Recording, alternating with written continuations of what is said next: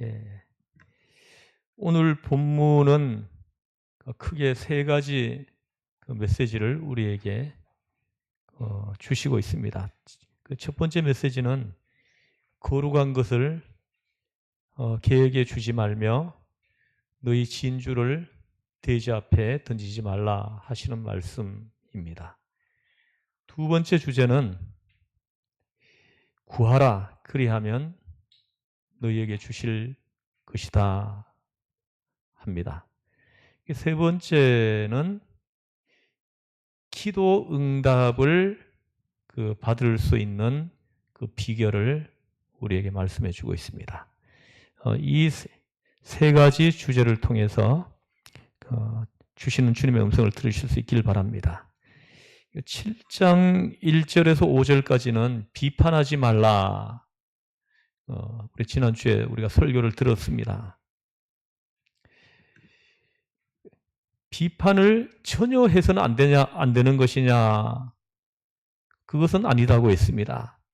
그 비판을 하기 전에 나에게 있는 들보를 찾아서 그걸 먼저 빼내고 없이 하고 난 다음에 다른 사람에게 있는 티를 뽑을 수 있다. 그 다른 사람에게 있는 티를 말해 주어야 되잖아요.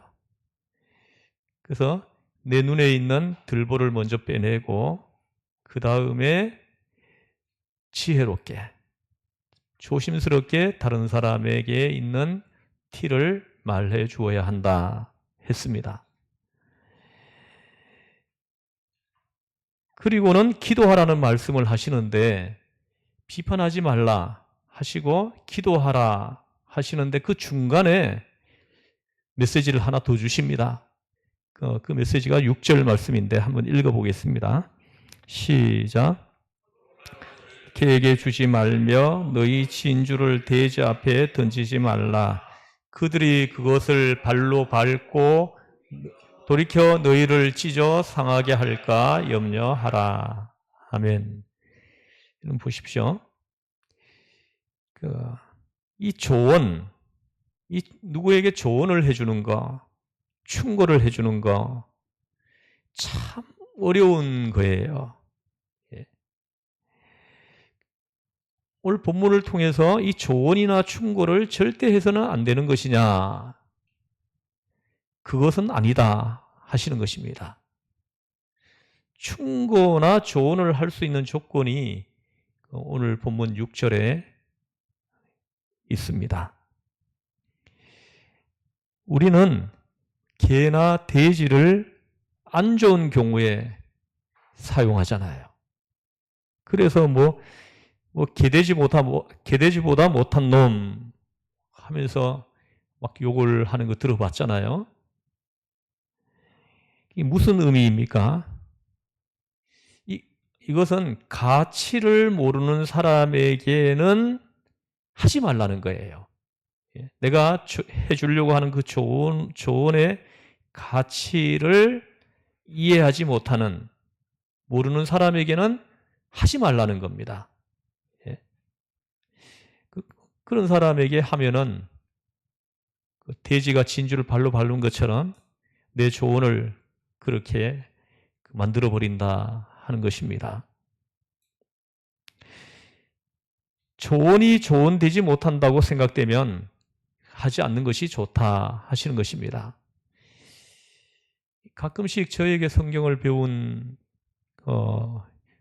목사님들이 저를 찾아와서 이야기를 나누곤 합니다. 근데 이야기를 나눠보면은 자꾸 누군가를 비판해요. 비판합니다. 담임 목사님을 비판하고. 그래서 제가 그렇게 말하는 분에게는 조언을 해줘요. 근데 그 사람이 내 조언을 받을 수 있는 사람이냐 이걸 먼저 살핍니다. 살피고 저 사람은 기도하는 사람이다 판단이 되면은 조심스럽게 조언을 해줘요. 그 말씀입니다. 여러분, 그러면 먼저 우리가 개나 돼지가 안 되는 게 중요하죠. 누가 나한테 조언해 줄 수 있잖아요. 누가 나한테 충고해 줄 수 있잖아요. 그럴 때 내가 개나 돼지, 영적으로 개나 돼지가 되어 있을 때 지혜로운 사람의 조언이나 충고를 내가 받을 수 없는 겁니다. 예? 조언해 줄 때 막 신경질 부리고 화를 내고 막 할 거 아닙니까? 그러면 그 귀한 진주 같은 진주, 거룩한 것을 내가 받을 수가 없게 된다는 거예요. 예? 그래서 이 말씀을 통해서 우리가 거룩한 것을 받을 수 있는, 진주를 받을 수 있는 사람으로 준비되는 것이 중요하다 하시는 말씀입니다. 그럼 어떻게 해야 되겠습니까? 그럼 기도해야 되는 거죠. 경건 생활을 해야 됩니다. 늘 엎드려 기도하는 사람은요, 누군가가 조언을 해주면 그걸 수용합니다. 받아들여요.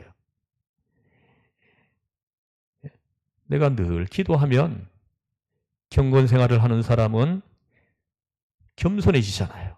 누군가의 말을 들을 수 있는 그런 인격이 준비되어 있는 것입니다. 그러면 주변에 나를 알고 있는 사람들이 나에게 유익한 이야기를 해줄 수 있게 된다는 것입니다. 이 과정을 지나가면서 신앙이 자라가는 것입니다.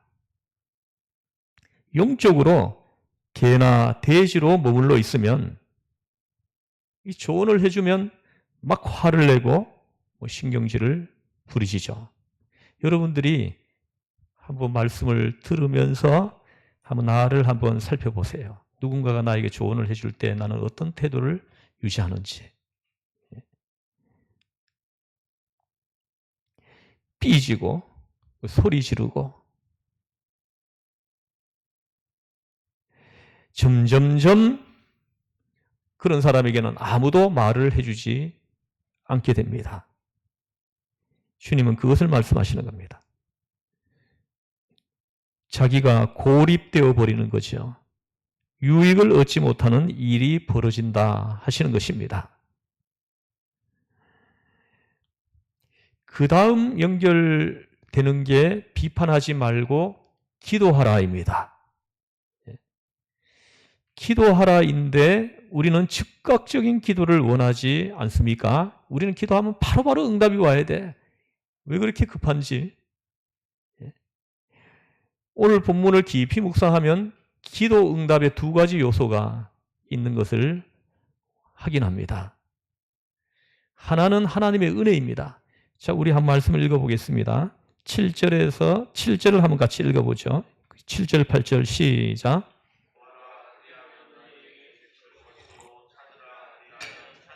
것이요 문을 두드리라 그리하면 너희에게 열릴 것이니 구하는 이마다 받을 것이요 찾는 이는 찾을 것이요 두드리는 이에게는 열릴 것이니라. 아멘. 암송해 오면 좋겠어요. 설교 본문을. 그러면 말씀이 쏙쏙 들어옵니다. 그래서 제가 매주마다 설교 본문을 제가 암송 구절로 드리고 있잖아요.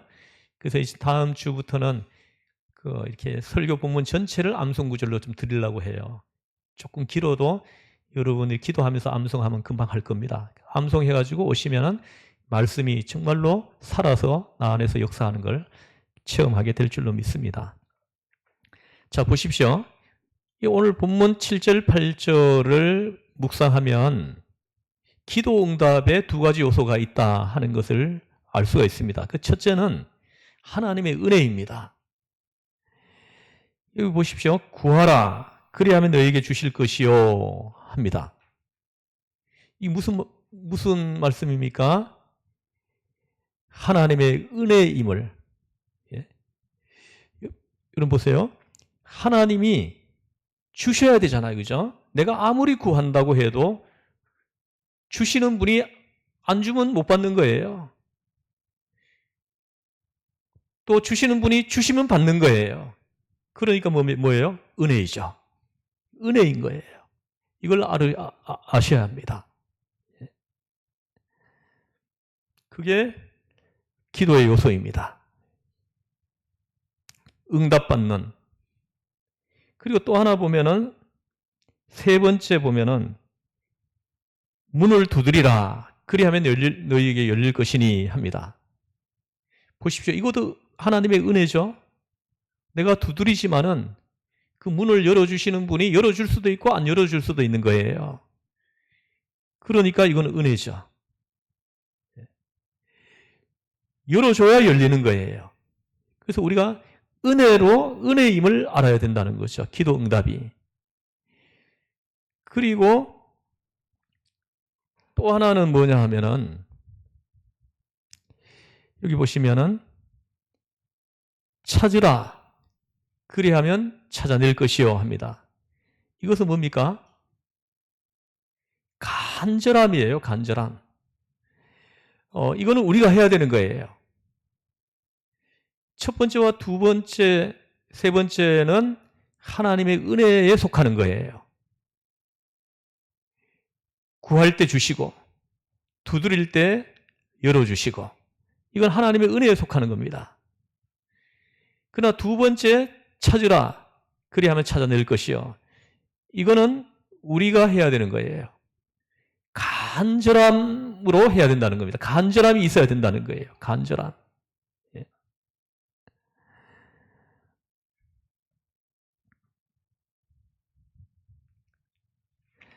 여러분 보십시오. 제가 이제 아이들 데리고 수련회 다니고 할 때 보물찾기를 꼭 프로그램에 넣습니다. 그러면은 이제 보물찾기 할 때 그 보물을 숨기잖아요. 그러면은 찾는 사람들이 찾잖아요. 그죠? 찾을 때 보면 어떤 사람들이 찾아냅니까?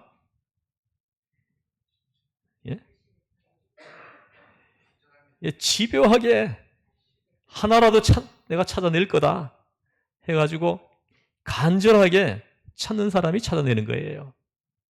그냥 한번 이렇게 훑어보고는 지나가는 사람은 나중에 보면 다른 사람이 찾아낸 걸 가지고 두 장, 세 장 찾잖아요. 간절하게 찾는 사람들은 그거 하나 얻으려고 하나만 달라고 이러고 있는 겁니다. 끈질긴 사람, 간절한 사람이 찾아내는 겁니다. 기도 응답의 두 번째 요소예요. 은혜와 간절함. 은혜와 간절함. 이런 사람이 응답을 받는다 하십니다. 그래서 8절을 다시 한번 보시면 구하는 이마다 받아낼 것이요 찾는 이는 찾아낼 것이요 두드리는 이에게는 열릴 것이니라 하십니다. 이 말씀의 능력이 여러분에게 임하시길 축복합니다. 보세요. 이 8절은 그 두 가지 요소 하나님의 은혜, 간절함, 기도자의 간절함 그 간절함이 있는 사람은 받아낸다는 거예요. 하나님의 은혜에 속함임을 알고 그 은혜를 구하고 또 그걸 얻어내기 위해서 간절한 마음을 가지고 구하는 사람이 받아낸다라는 거죠. 하나님의 은혜를 믿는 사람은 기도를 소중히 여깁니다. 내 모든 것들이 은혜로 이루어진다는 걸 알고 있거든요. 그래서 기도합니다. 하나님이 내가 기도하는 그것은 위로부터 주어지는 거라는 거 이걸 알거든요. 그러니까 내 힘이 아니고 내 지혜로가 아니고 내 공로가 아니고 내 노력으로 되는 것이 아니라 은혜로 되는 것이다. 이걸 알고 있는 사람은 무엇을 소중히 여깁니까? 무엇을 소중히 여깁니까? 기도입니다. 기도를 소중히 여겨요. 틈만 나면 조용한 곳으로 들어가서 엎드려 기도합니다. 은혜를 구하는 거예요. 내가 많이 부족합니다. 내가 허물이 많습니다. 흠이 있습니다. 그럴지라도 하나님의 은혜를 구합니다. 하나님, 내가 주님을 사랑하는 거 아시지 않습니까? 그거 하나 보고 저에게 은혜 주세요. 은혜를 좀 허락해 주세요. 예?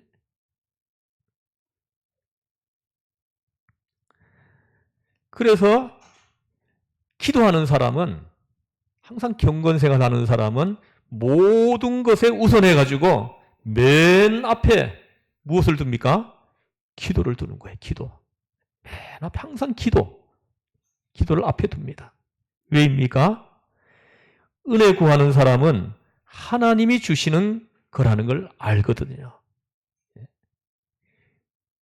그래서 은혜를 구하는 기도를 하는 것입니다. 그런데 진짜 귀한 하나님의 은혜를 구하는 사람은 기도하는 사람이라는 겁니다. 여러분, 평생의 삶이 은혜가 떠나지 않는 성도 여러분 되시기를 축복합니다. 아까 이영자 권사님 대표 기도하실 때 우리가 지금까지 살아온 모든 것이 하나님의 은혜임을 기도 중에 고백하시더라고요. 저는 그 기도가 참 너무나 확 왔어요, 저에게. 오늘 본문하고 너무 연결이 잘 됐어요. 하나님이 은혜 주셔서 우리가 여기까지 와 있고, 하나님 은혜 주셔서 내가 지금 생존해 있고, 하나님 은혜 주셔서 내가 지금 이만큼이나 살고 있다. 그 고백이거든요. 모든 것이 하나님의 은혜임을 이걸 아시는 거예요.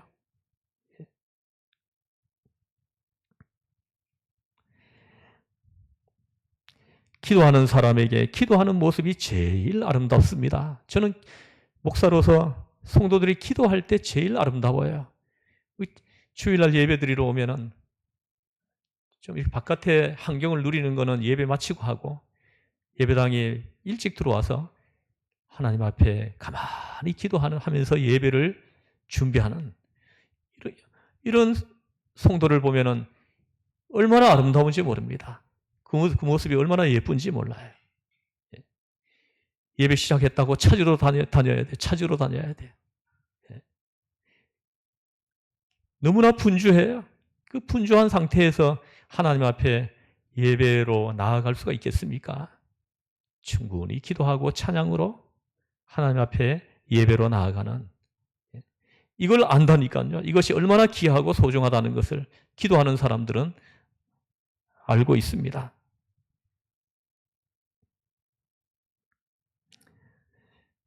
일찍 와서 기도하는 사람.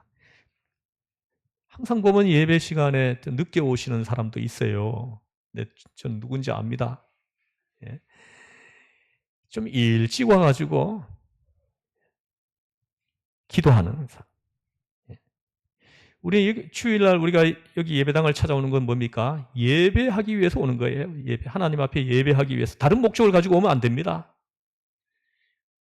오직 하나님 앞에 예배하기 위해서 이곳에 오는 겁니다. 그러면 그 예배를 실패하면 안 되죠. 그 예배를 성공해야죠. 그래야 우리가 오늘 여기 왔다 간 것이 열매가 있을 거 아닙니까?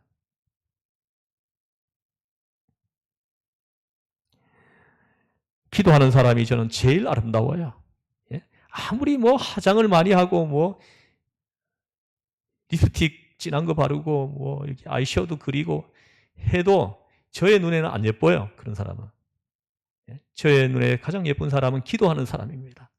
아마 우리 예수님의 눈도 저의 눈과 똑같을 거예요. 기도하는 사람, 엎드려 기도하는 사람, 그 사람이 제일 예쁘지 않겠습니까?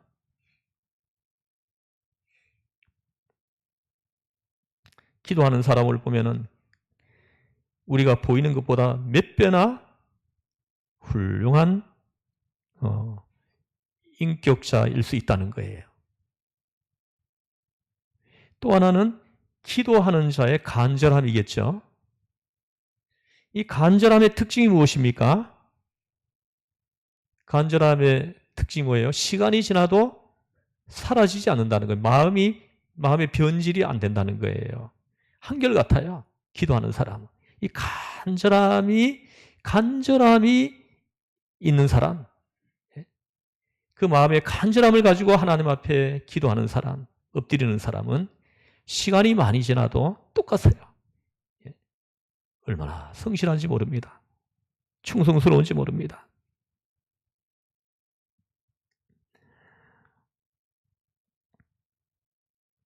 저는 누가 기도 제목을 말을 하면은 절박한 기도 제목인가 저는 살핍니다. 그래서 그분이 제 기도 제목을 말할 때 절박한 기도 제목을 가지고 들고 왔으면은 저는 그 기도 제목을 적어 놓고 그분을 위해 기도해 줍니다. 계속 기도해 줘요. 그런데 시간이 좀 많이 지나서 그 기도 부탁했던 사람을 만나서 좀 물어볼 기회가 있어서 물어봅니다. 그때 저에게 기도 제목 주셨던 거 응답받았습니까? 하고 물어보는데 그분이 대답하는 것이 뭐냐 하면은 제가 뭘 부탁했죠? 무슨 기도 제목을 목사님께 드렸죠? 이러시는 분이 있어요. 그러면 제가 얼마나 황당하겠습니까? 저에게는 기도 부탁이 저는 계속 기도하게 해놓고 본인은 기도 안 한 거예요. 근데 괜히 기도했다 싶어요. 근데 의외로 이런 사람이 많다는 거예요.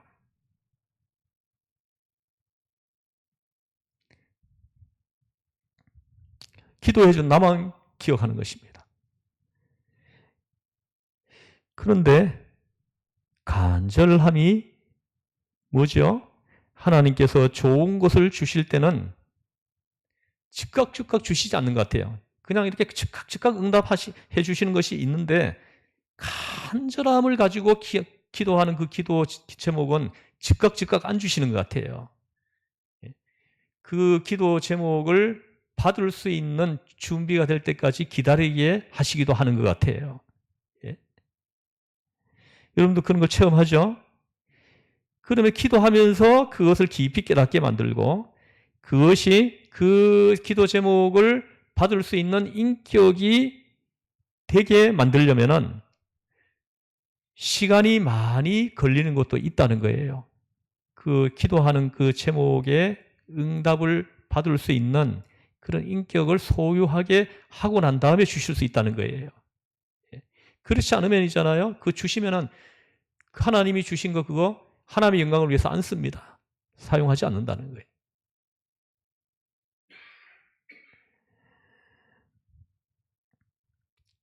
그래서 하나님이 주시는 거구나. 이걸 깨닫게 하시기 위해서 하나님이 하시더라. 하나님이 하셨다. 이걸 고백하게 하시는 겁니다. 내 모든 것이 하나님이 주셨다. 이걸 인식하고 깨닫게 하시는 거예요. 아브라함에게 아들을 주신다고 해놓고 25년을 기다리게 했습니다. 그래서 하나님이 주셨다. 이걸 부인할 수 없게 하려고 하는 거예요.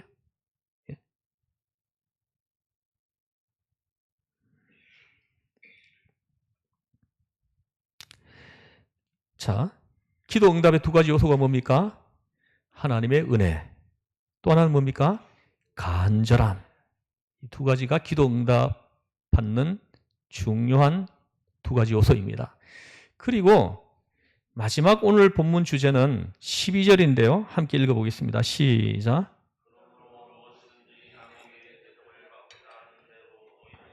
대접하라. 이것이 율법이요 선지자니라. 아멘. 보십시오. 기도 이야기를 하고 이 말씀을 이어서 주신 거예요. 어떻게 보면 이 12절은 기도하라는 거하고 주제가 이렇게 별개인 것 같아요. 근데 제가 이 말씀을 묵상하면서 이 12절은 기도 응답을 받을 수 있는 비결을 기도하라고 하시고 주신 거예요. 여러분 보세요. 하나님께서 하나님께서 우리에게 구하는 것을 주실 때 어떤 방법을 통해 주십니까? 항상 사람을 통해서 주십니다. 사람을 통해 주시고 하늘에서 떨어뜨려 주시는 게 아니에요. 근데 하나님이 저렇게 간절하게 기도하는데 주시고 싶어요. 주시고 싶은데 그에게 줄 수 있는 통로가 없는 거예요. 통로가 없어. 그러니까 줄 수가 없는 거예요. 예? 보세요. 대접을 받고자 하는 대로 먼저 남을 대접하라. 이것은 있잖아요. 내가 기도 응답을 받는 비결입니다. 예? 저에게 이제 뭐 이렇게 성경을 배우신 분들이 뭐 자주 찾아옵니다. 찾아오면 또 제가 또 성경 공부를 할 때 그 열왕기하 18장을 지나갈 때 항상 이거 얘기해 줍니다. 열왕기상 18장. 엘리야에게 하나님이 까마귀를 통해 가지고 떡과 물을 공급하잖아요. 그죠? 그 얘기를 하면서 저의 간증을 좀 이렇게 들려줍니다. 그러면은 쉬는 시간에 저에게 와서 얘기를 합니다. 목사님, 왜 저에게는 까마귀가 한 마리도 안 날라옵니까? 그래요. 그래서 왜 엘리야에게는 까마귀를 보내가지고 먹이고 마시고 왜 목사님에게도 까마귀를 날라보내는데 왜 저에게는 까마귀가 안 날라옵니까? 이렇게 얘기를 합니다. 그러면 그분에게 까마귀가 날라오게 하는 비결을 제가 알려줍니다. 성경 구절 두 구절을 뽑아줘요. 하나는 골로새서 3장 23절. 예? 무슨 일을 하든지 사람에게 하듯 하지 말고 죽게 하듯 하라 하신 말씀이에요. 작은 일 하나를 하더라도 주님 앞에 하듯이 하라는 거예요. 예? 한번 해보십시오. 여러분들도 지금부터라도 태도를 바꿔야 돼요. 체질을 바꿔야 됩니다. 그래야 응답받을 수 있어요. 그 또 하나는 뭐냐면 고린도전서 4장 2절 말씀이에요. 맡은 자에게 구할 것은 충성이니라 하신 말씀이에요. 충성. 맡아놓고는 있잖아요. 휙 가버립니다.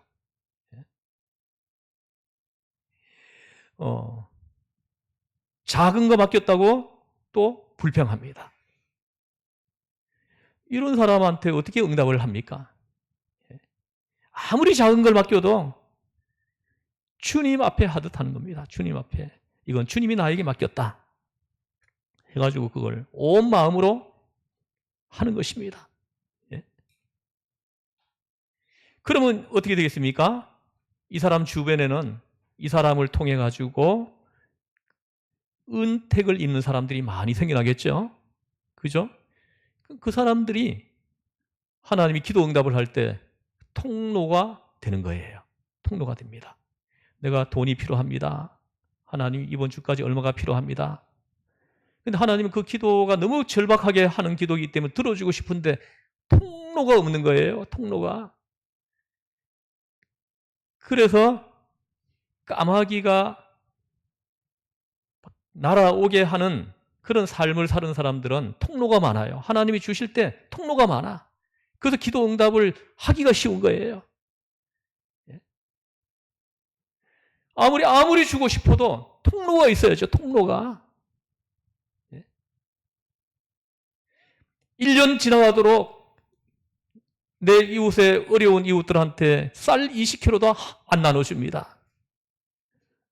이런 사람이 무슨 통로가 있겠습니까? 한 게 없는데.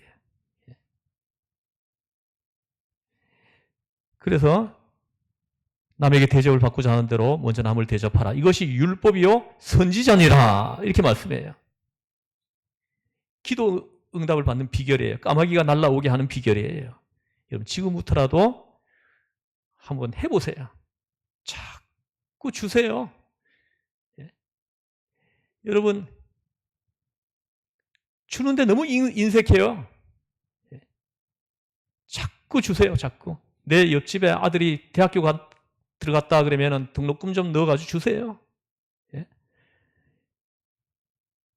안 주실래는가 보네요. 좀 주세요. 돈은 그런 데 쓰는 곳이에요. 내 이웃에 어려운 이웃이 있다 그러면 좀 필요한 걸 좀 들고 가서 공급해 주세요. 한번 해봐요. 어떤 일이 일어나는지요. 기도하면은 하나님께서 그 사람의 기도는 즉각 응답을 해주실 거예요. 통로가 너무 많으니까. 예? 그에게 보내줄 통로가 너무 많아서 하나님이 기도 응답을 하기가 너무 쉬운 거예요. 응답을 해주시기가. 그러나 통로가 없어. 그러면 하나님이 좀 내려보내주려고 하는데 통로가 없으니까는 안 되는 거예요. 허공이 그냥 떨어져 버리는 거예요.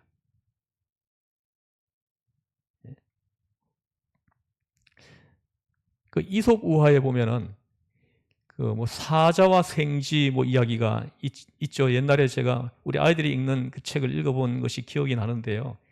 사자가 생쥐 한 마리가 어떻게 하다가 사자 입에 들어가 버렸습니다. 근데 생쥐가 막 사자한테 나 조그마한 나 먹어봤자 뭐 간에 기별이라도 하겠냐고 하면서 나를 살려주면 나중에 꼭 은혜를 갚겠다고 하죠. 그럴 때 사자가 그냥 이거 먹어봤자 뭐 내가 뭐 배가 부르겠냐 해가지고는 살려주죠. 살려줬는데 나중에 이 사자가 사장꾼한테 잡히잖아요. 사장꾼에게 묶여 있잖아요. 그럴 때 이 생쥐가 나타나가지고는 그 밧줄을 긁죠. 긁어가지고는 사자가 살아서 도망갈 수 있게 해주잖아요. 그죠? 이게 나는 딱 오늘 12절 말씀이 딱 적용되는 말씀이라고 생각합니다. 사자 그 생쥐 한 마리 그 먹어봤자 뭐 합니까? 그거 그냥 살려줬더니 자기 생명을 구하는 것으로 돌아온 거예요. 할렐루야.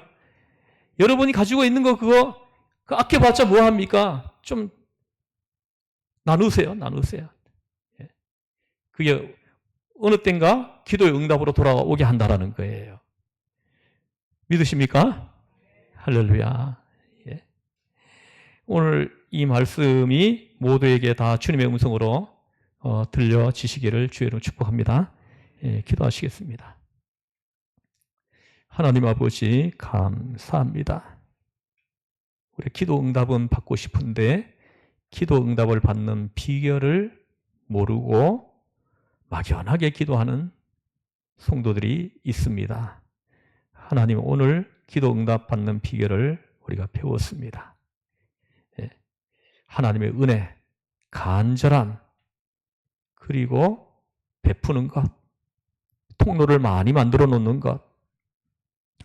하나님 아버지, 이 말씀을 붙들고 하나님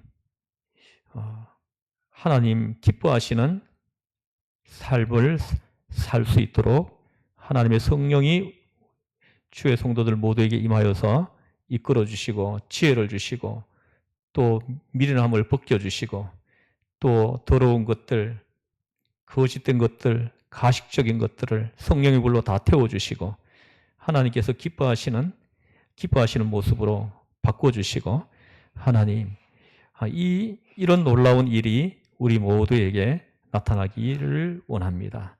주여 역사여 주옵소서. 우리를 죄에서 구원하신 예수님의 이름으로 기도드리옵나이다. 아멘.